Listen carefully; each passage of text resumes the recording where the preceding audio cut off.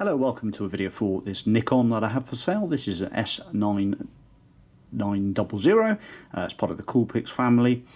This one has 30 times optical zoom plus digital zoom, but we don't really worry about that too much. It's the optical side that we're happy with. Full HD recording and has VR optical stabilization as well, which is in the menu.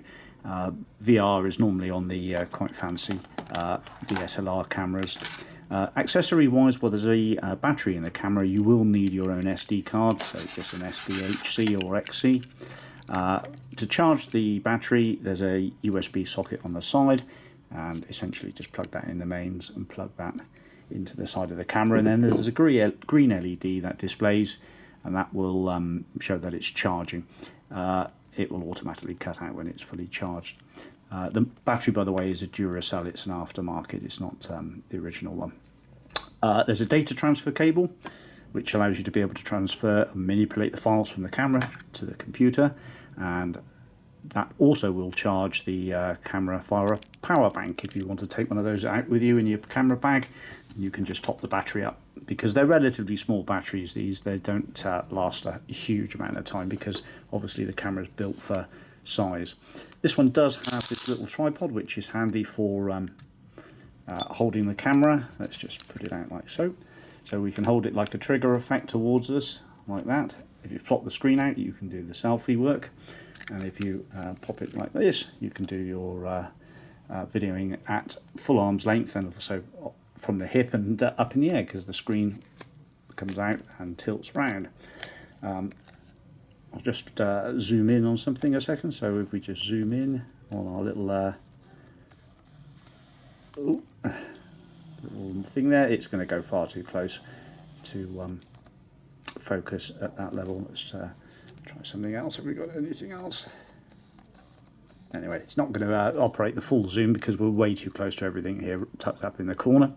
But it does take a nice shot. Let's just take a quick picture. Auto focus points.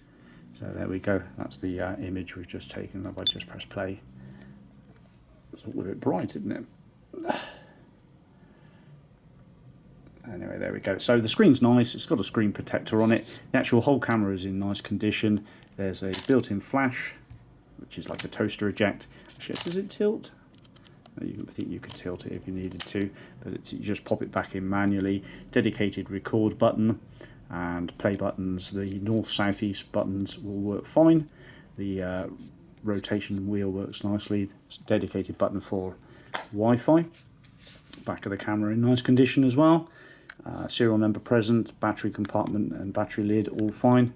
Rotary dial for mode selection. Zoom button, shutter button, and another rotary dial for changing f-stops, exposure compensation, that sort of thing.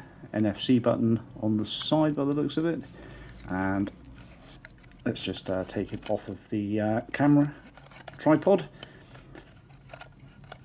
So it's just a standard 1/4 inch thread on the bottom, and all we do, if I can get that last bit of thread out, so there it is, just basic little 3-legged tripod.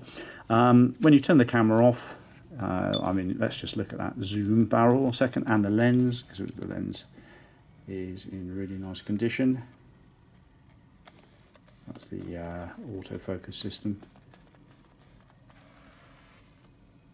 So there's the lens, glass is all good, and if we turn the camera off, it will automatically withdraw the lens and shut the cover over. If you want to start it up, a little top tip with these type of cameras, if you turn them upside down and just press the on button, it just helps the gravity, just helps the shutters close up properly, because the springs get weak over a while, and I'll show you what happens if you do it in the right direction. So it closes up fine, and if we just open it up like that, there we go, it's just opened fine. But I have noticed that on some of these cameras with built-in shutters like this, because you don't need a lens cap, which is quite handy. If you just hold them upside down and turn them on, just helps the cover. So if you think you've got a broken one of these, just turn it upside down and turn it on. They just flick up perfectly. So there we go. That's about it really. that's the shutter noise. Obviously it's all piped in, and that's it. VR stabilised Nikon S9900. Thanks for watching. Bye bye.